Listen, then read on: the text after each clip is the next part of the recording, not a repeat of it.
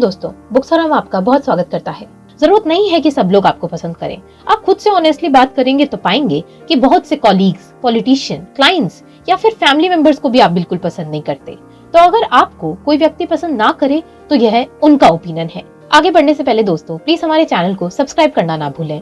आज की हमारी बुक है the things you can see only when you slow down by Haemin सोनेम।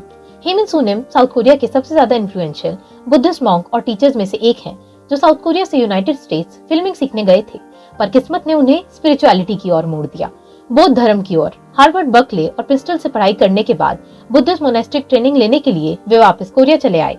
वे कहते हैं कि उनसे अक्सर लोग एडवाइस मांगते थे लाइफ के चैलेंजेस के लिए, जहां से उन्होंने सोशल मीडिया पर लोगों से कनेक्ट होकर अपने शॉर्ट स्ट्रेट फॉरवर्ड सुझाव देना शुरू किया।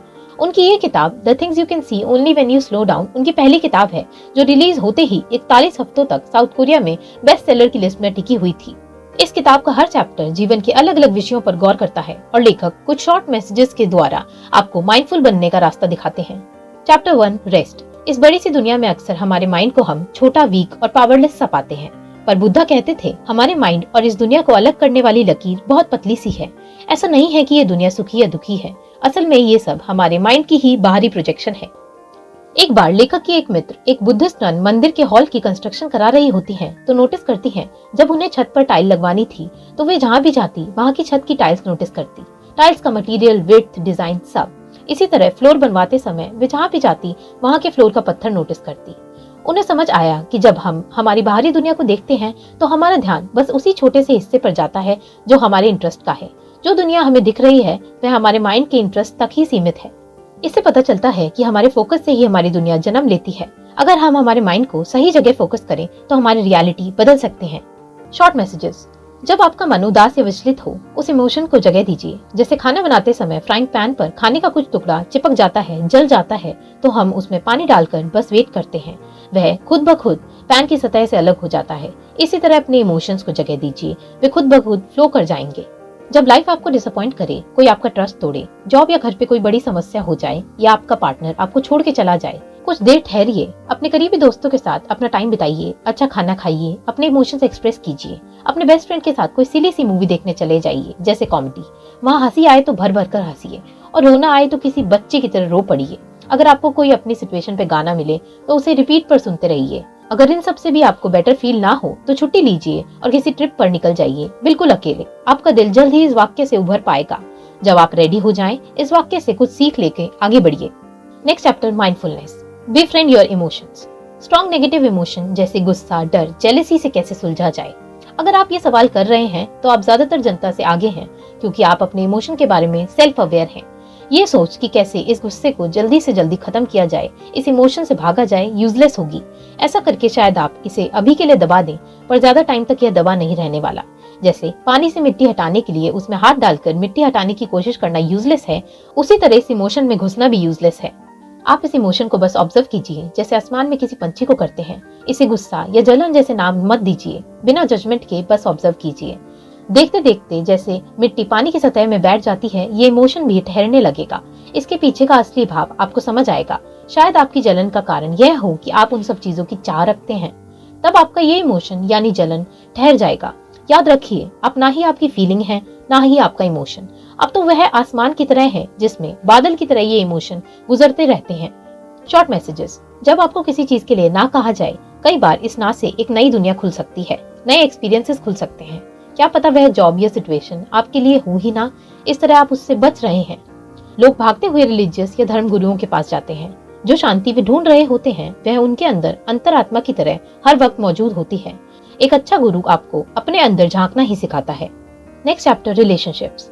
हम लोग टाइम और पैसा इन्वेस्ट करते हैं अच्छे घर, अच्छी गाड़ी जैसी चीजों में। आपको नहीं लगता कि हमें हमारी फैमिली और दोस्तों में, इन रिलेशनशिप्स में भी कुछ समय इन्वेस्ट करना चाहिए? आखिर हमारी जिंदगी में जो समझ और प्यार हमें ये लोग देते हैं वो कोई भी फैंसी कार या घर से ज्यादा कीमती है। Short messages. जब हमारे परिवारजन या दोस्त दिल खोल के अपनी उदासी या परेशानी हमसे बांटते हैं, सपोर्ट के लिए हमारे पास आते हैं, तो हमें ग्रेटफुल होना चाहिए। जिस रिश्ते में वीकनेस और सैडनेस जैसी चीजों पे खुलकर बात हो सकती है वह काफी मजबूत होता है। बौद्ध धर्म में कहावत है, अगरबत्ती पे चढ़ा कागज भी उसकी सुगंध से महक उठता है और मछली पर बंधी डोरी में भी मछली की बदबू आती है। इसी तरह आप जिन लोगों के साथ उठते बैठते हैं उन्हीं की तरह आपकी भी सोच बनती रहती है। कुछ लोग आपको बस दुख पहुंचाने के लिए काफी बुरी बातें बोलते हैं। जब आपको समझ आए और आपका सामना ऐसे किसी व्यक्ति से हो तो याद रखिए यह इंसान अंदर से बहुत ही ज्यादा दुखी है और उससे लड़ने की जगह वहां से निकल जाइए। अगला बेस्ट तरीका जिससे आप अपने एक्स पार्टनर से बदला पूरा कर सकते हैं है प्यार। कई साल उस व्यक्ति से जलन या उदासी दिल में रख के आपको कुछ हासिल नहीं होगा। आगे बढ़िए, आपको जल्द ही कोई बेटर पार्टनर मिल जाएगा। कहते हैं ना, best revenge is love. Next chapter, love. Sunim 10वीं में थे जब उन्होंने कालिल गिब्रन नाम के राइटर की पोएट्री पढ़ना शुरू किया। वे उन पोएम्स को पढ़ते समय सोचते कि जब उनको प्यार होगा वे खुद को बिना किसी सोच के उस प्यार में पूरी तरह डुबा देंगे। लेकिन प्यार का तो नेचर ही ऐसा होता है कि जब आप उसे ढूंढने निकलते हैं तो नहीं मिलता। फिर कुछ साल बाद यह प्यार उनकी लाइफ में एक अनइनवाइटेड गेस्ट की तरह दस्तक देता है। सियोल की सड़कों पर उनकी पहचान एक अमेरिकन महिला से होती है जो उम्र में सुनिम से काफी साल बड़ी होती है। उन दोनों के रिलीजन और म्यूजिक जैसी चीजों में इंटरेस्ट भी मिलते हैं। धीरे धीरे सुनिम को समझ आने लगता है कि यह कोई भोला सा क्रश नहीं, प्यार ही है। पर निराशा की बात ये थी कि यह प्यार शुरू से ही एक तरफा था और 6 महीने बाद वे महिला वापस अमेरिका चली जाती है अपने लॉन्ग टाइम बॉयफ्रेंड के पास। सुनिम को पता था ये कभी वर्कआउट नहीं करेगा, तब भी वे बहुत डिसअपॉइंटेड थे। उनके जाने के 2 हफ्ते बाद सुनिम की सेल्फिशनेस और उदासी धीरे धीरे छटने लगती है। उन्हें कालिल गिब्रान की कविताएं जो उन्होंने अपने अधूरे प्यार पर लिखी थी, उनके पीछे के भाव इतनी गहराई से पहली बार समझ आने लगते हैं। मानो वे इस दुनिया से गायब हो रहे हैं, बस अपनी प्रेमिका को छोड़कर। जैसे दुनिया की हर चीज उनकी प्रेमिका से ही शुरू हो रही है, बस उनकी खुशी मायने रखती है। Short messages. अगर आपको आशंका है कि ये फीलिंग सही में प्यार है या नहीं, तो खुद से पूछिए, क्या इतना सब न्यौछावर करने के बाद भी मैं और करने में इच्छुक हूँ बिना किसी पछतावे के? अगर जवाब हाँ है तो ये प्यार ही है। प्यार बैलेंस्ड होना चाहिए। अगर आप लाइफ पार्टनर ढूंढ रहे हैं, अगर शुरू में ही आपकी इमोशंस और फीलिंग्स सामने वाले से ज्यादा स्ट्रॉन्ग हैं, तो ठहरिए, समय दीजिए और देखिए कि वे आपकी फीलिंग्स से कैच अप कर पा रहे हैं या नहीं। Next chapter, life. जब सुनिम न्यूयॉर्क में अपने मॉन्क के कपड़ों में निकलते हैं तो अडल्ट्स उनसे अक्सर पूछते हैं, आप किस तरह का मेडिटेशन करते हैं या आप सुबह कितने घंटे ध्यान लगाते हैं। वहीं यंग बच्चे उन्हें देखकर कुंग-फू के मूव्स करने लगते हैं जैसा उन्होंने फिल्मों में देखा है। दोनों ही ग्रुप एक तरह से उनके बिहेवियर को जानने में क्यूरियस है कि आखिर बुद्धिस्ट मॉन्क करते क्या है। जब सुमिन वापस कोरिया आते हैं तब लोगों का एकदम अलग रिएक्शन होता है। वे लोग पूछते हैं कि आप किस टेम्पल या मोनेस्ट्री के मॉन्क हैं। कोरिया में लोग किसी की आइडेंटिटी को बस उसके कॉलेज या मोनेस्ट्री से देखते हैं, उसके स्वभाव या कर्मों पर ध्यान नहीं देते।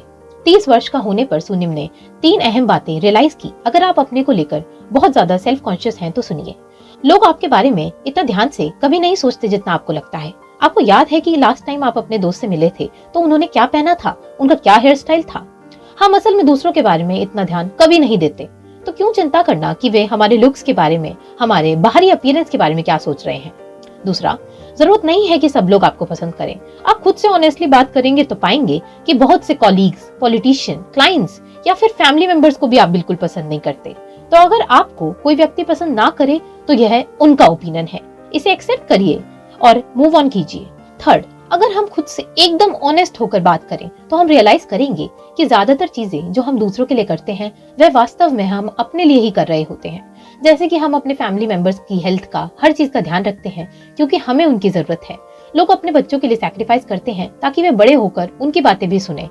किसी से बिछड़ने के बाद काफी महीनों तक हम आंसू बहाते रहते हैं क्योंकि हमें लोनलीनेस खाई जा रही होती है। ये बातें एक्सेप्ट करना बहुत जरूरी है। तो लास्ट चैप्टर है स्पिरिचुअलिटी। ताइजे फ्रांस में एक क्रिश्चियन धर्म की धार्मिक कम्युनिटी है। सुनिम को एक बार वहां जाने का अवसर मिला और उन्होंने क्रिश्चियन मॉन्क्स के जीवन और अपने यानी बौद्ध धर्म के रहन सहन और प्रेयर के तरीकों में काफी सिमिलरिटीज देखी। अलग अलग धर्म हमें अलग अलग रास्ते देते हैं स्पिरिचुअलिटी यानी आध्यात्म को समझने के। Short messages. आप चाहे जिस भी धर्म को माने, अगर आप उसे कारण बनाकर किसी हिंसा को उचित सिद्ध कर रहे हैं, किसी हिंसा को जस्टिफाई कर रहे हैं, तो आप उस धर्म को बिल्कुल नहीं समझे। रिलीजन का पर्पस दूसरों को क्रिटिसाइज करना नहीं है, बल्कि खुद को कंट्रोल करना है, अपना गुस्सा, अहम, जेलसी या हेट जैसी चीजों पर काम करना है। अगर लाइफ में कोई प्रॉब्लम का हल आप ना ढूंढ पाए तो प्रेयर ट्राई कीजिए। जब आप ऑनेस्टली एक आंसर ढूंढते हैं तो आपकी इनर विजडम के रास्ते ही आपकी प्रेयर का जवाब आपको कहीं ना कहीं से इस यूनिवर्स से मिल ही जाता है। इसी के साथ हम अलविदा लेते हैं। थैंक यू दोस्तों। लाइक, शेयर, सब्सक्राइब जरूर करें।